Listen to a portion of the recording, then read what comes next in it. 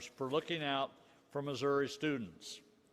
Our kids are truly the future of our state. We know it hasn't been easy preparing for this school year, but we are very grateful for your positive outlook and hard work to ensure we keep our students safe, healthy, and moving forward. We are excited to share some big news today regarding COVID-19 testing. A new saliva-based COVID-19 test developed in Missouri has been approved for use by the FDA. This test, developed by researchers at Washington University, is a major development in testing technology and will help us continue to increase testing volumes and improve turnaround time for test results. We have been focused on significantly increasing access to testing throughout COVID-19, increasing testing volumes from 15,000 per week in early April to more than 90,000 per week today.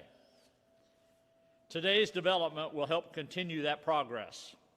We have been engaged in conversations with WashU for several weeks, and we expect to have further updates in the coming days on how this technology can and will be used to increase COVID testing in Missouri.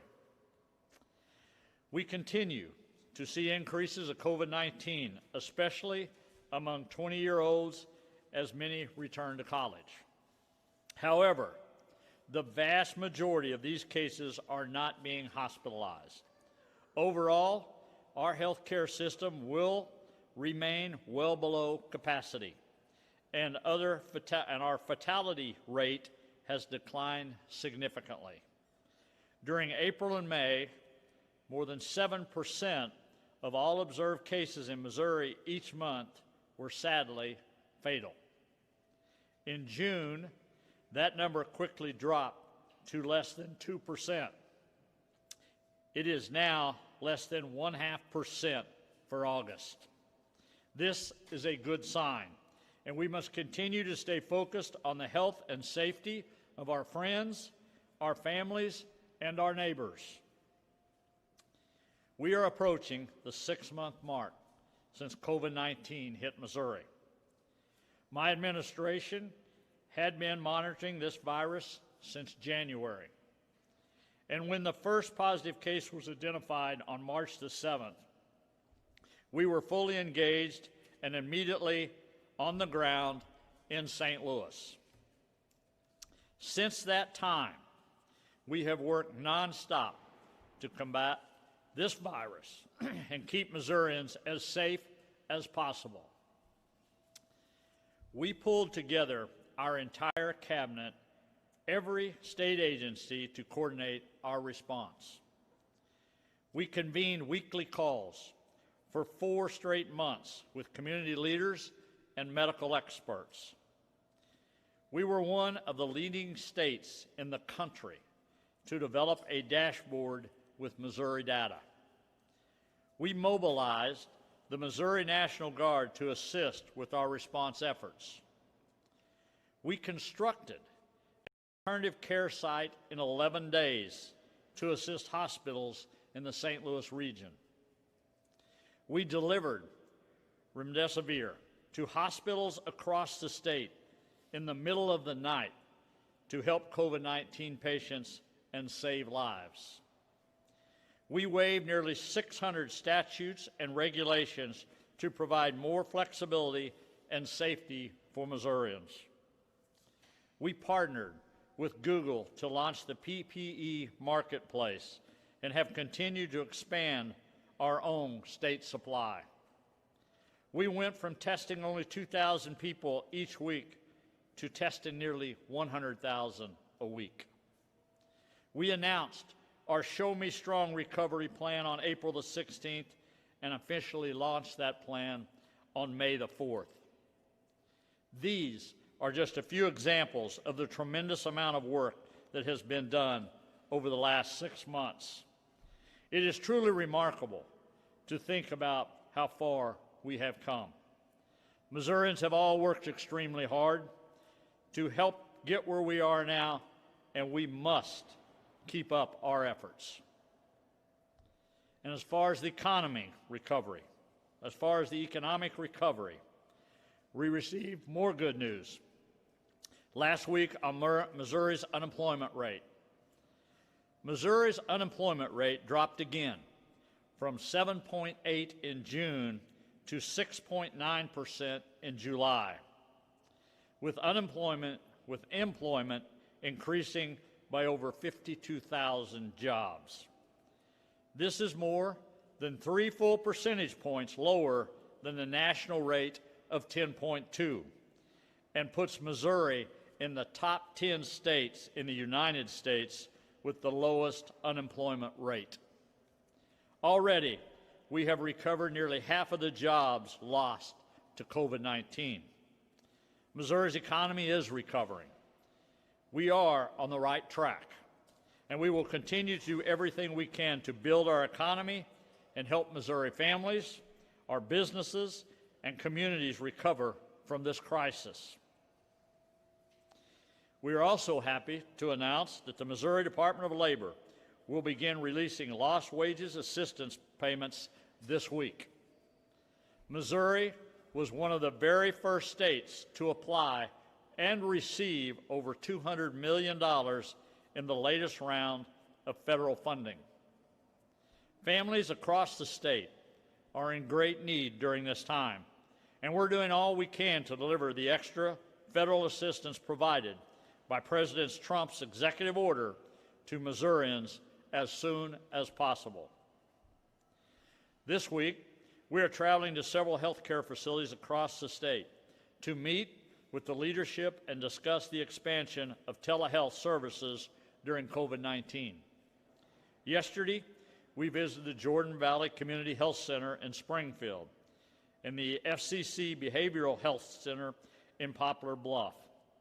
During those two visits, we realized how much telehealth, telemedicine is so important to our state, especially in rural Missouri. And when you see the call increases that most of these facilities have went something like 4,500 to 50,000 calls for medical services during this time of COVID-19. I want to thank all these organizations for stepping up, providing the services for mental health, providing a service for everyday health care for people that couldn't come in during the virus situation. Again, these are what really proves to us in the state of Missouri why we have to do more on broadband, why we have to provide that service to all Missourians no matter where you live. You should have the ability to have broadband. If we can put electricity in every home, we can put broadband in every home, and where kids can learn, where people can receive health care, and people can stay safe by that. Again, it's one of the priorities I've had since governor from day one, and will continue to support that. We also had a chance to tour the Southeast Missouri Food Bank in Sykeston yesterday. And it was one of the most impressive food banks I went in Southeast Missouri, considering they're covering 20-some-odd counties, and I think are supplying almost 60,000 people with assistance in the food bank industry. 17,000 of those are children. Again, doing this during the time of a virus, trying to make sure everybody are being fed and being taken care of. So I want to thank them for the services they're providing in Southeast Missouri. This morning we traveled to MU to the Women's and Children's Hospital in Columbia, and this afternoon we will travel to St. Louis. On Thursday, we will visit Rediscover in Kansas City and Access Family Care in Joplin. Today I want to end again, as I have for almost 6 months, saying the same thing I've said over and over at every one of these press briefings. The three most important things we can do in the state of Missouri to protect ourselves, our families, our friends, and our neighbors. Social distance, wear a mask, wash your hands. We have said this from day one. It was important then, and it is important now. This virus is still here, and we must continue with our efforts as we move forward. Thank you, and God bless. Dr. Williams is also here today to take a few questions, so Kelly, I'll turn it over to you.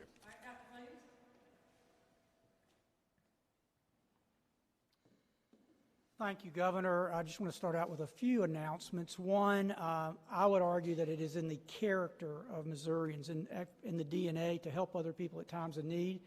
So we're incredibly appreciative to our Task Force 1 that left yesterday to go down to Texas for Hurricane Laura, a Category 4 storm. And I have a good friend, Ellen, who trains dogs for the water rescue team and the land rescue team, and I know how hard they work. And so we greatly appreciate that, and our prayers are with them as they travel down there and with the people of Texas and Louisiana as that storm approaches. On a different note, I know people tell me that they are interested in the mask I wear, so today we're going, and this shouldn't be a surprise to you, for all you 20 and 30-year-olds, this is a good day if you think the boys in blue are back. Yesterday had a little game here in Missouri between the Redbirds and the Royals, and congratulations to the Royals for prevailing 5-4. But just one more good reason, if you're a young person and you can't social distance, to wear a mask to celebrate the Royals and to get the Redbirds back in it.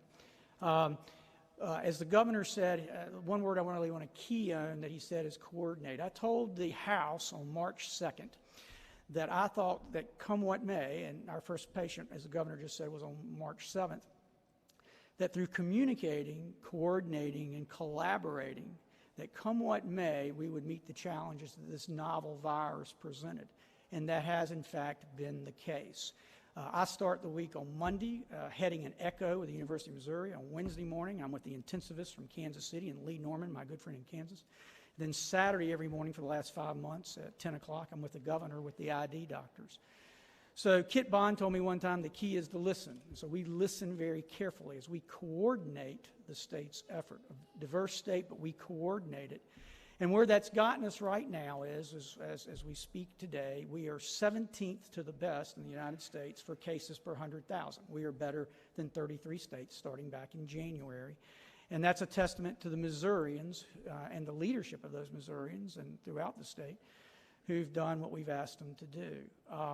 And our positivity rate, though, and we're very conscious of this, Ambassador Burks talks about that, while our hospitalizations, our mortality, our long-term care facilities through 130,000 tests, that we've reduced all that to less than 1%, our positivity rate and our case rate is up. It's been down for the last 3 days, under 1,000, but that could change. I tell you, we always look at 7-day averages, so we'll see what today brings. But I need your help. I'm going to continue to ask for your help to get the message out to our 20 and 30-year-olds that this is not a benign disease. I'm well aware right now of a 24-year-old who's got pneumonia and had to be worked up for a blood clot, because one of the unique natures of this virus is that it causes thrombogenesis. It causes blood clots. So it is not a benign disease.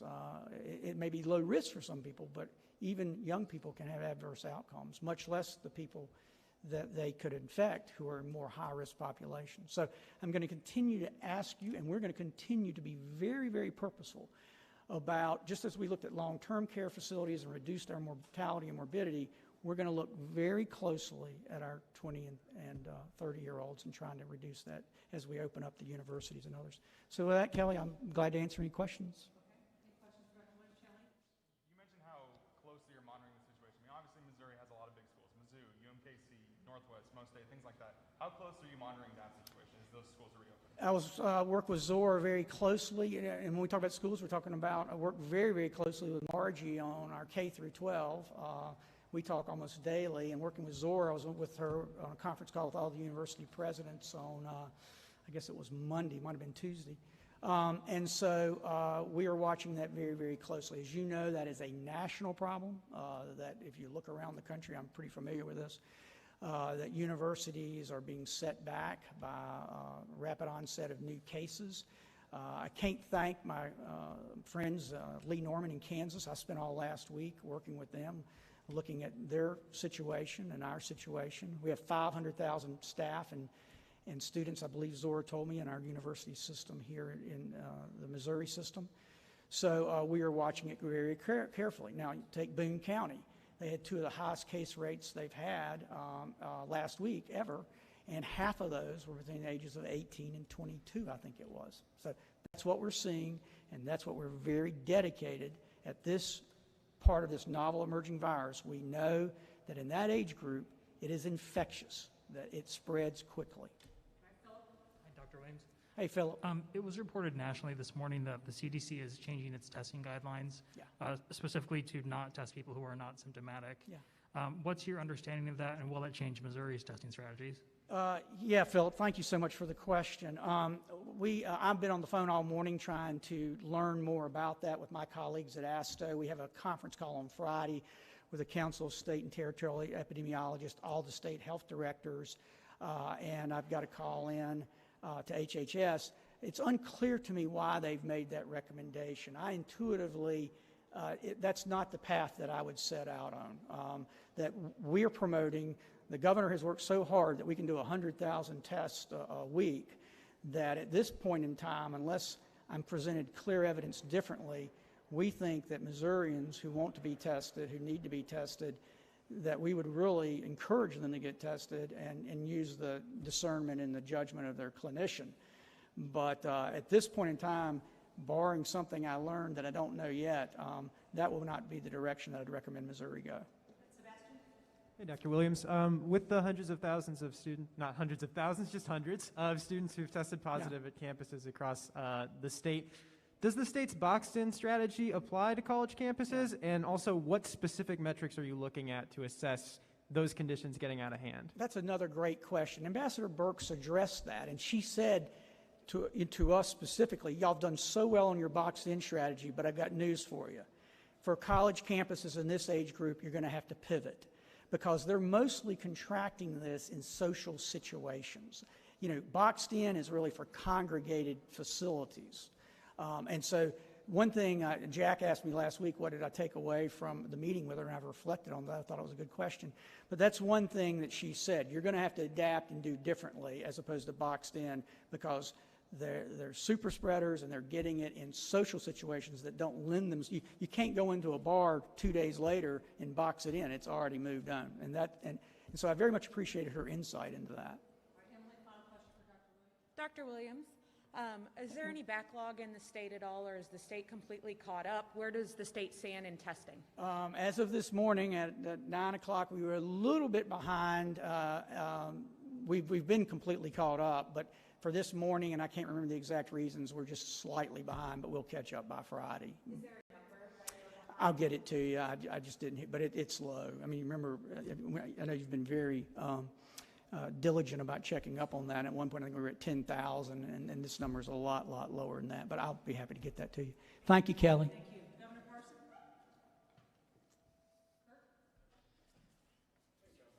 You've got some unfinished business on the special session. The House left or adjourned without taking action on money, concurrent jurisdiction, and juvenile penalties.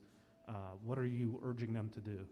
Well, I think 5 out of 6 is a good day when you're dealing with the legislators on that. So we're very pleased that we got 5 of the things that we had of the 6 on that. We would have loved to have seen the juvenile situation be able to get that done. That was very important to us. But we will check on that when the day comes to be able to do that. We okay over there? You all right? Let's just take. Are you okay? Yeah, just sit down for a minute. Sit down. You're good.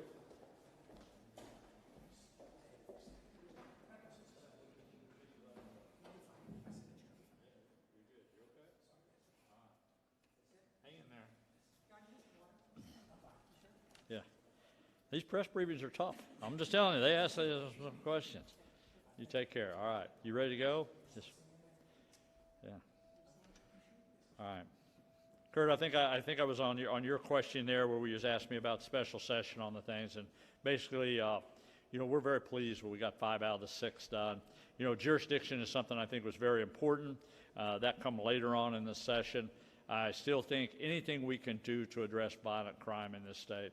And I do want to say, with what we're doing with session, given the tools that law enforcement needs, that prosecutors need, to be able to take violent criminals off the street is a win for Missouri right now. And I think a perfect example of that is when you see what Legends is doing that come to Kansas City. Some of the numbers you're seeing there in St. Louis have been so positive.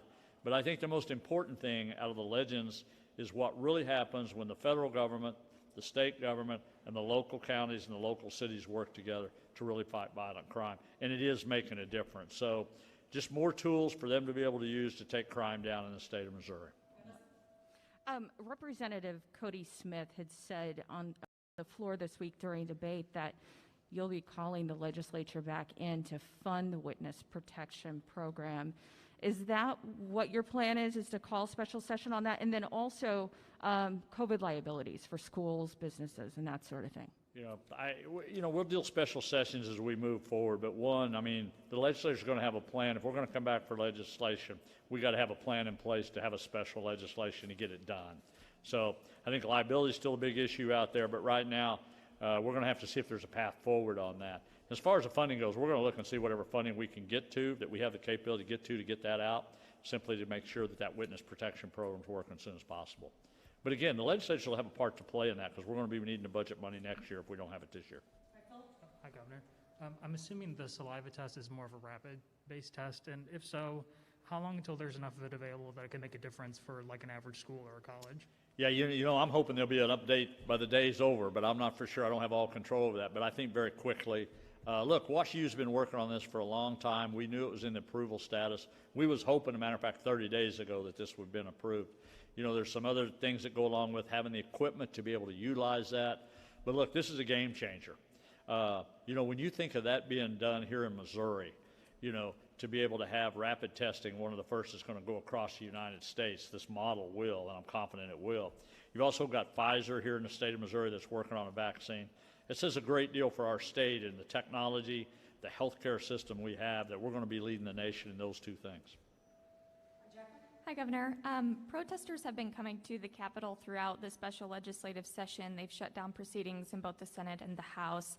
You've said in the past that police reform is too contentious of an issue to tackle during the special legislative session. Can they get a commitment that this will be a priority in 2021? Yeah, I think they're doing reform right now. We got the Post Commission out traveling across the state right now trying to gather information on how that reform might look. I know Kansas City just done some here recently, I think, meeting with their commission. So I think you're seeing that happening all over the state.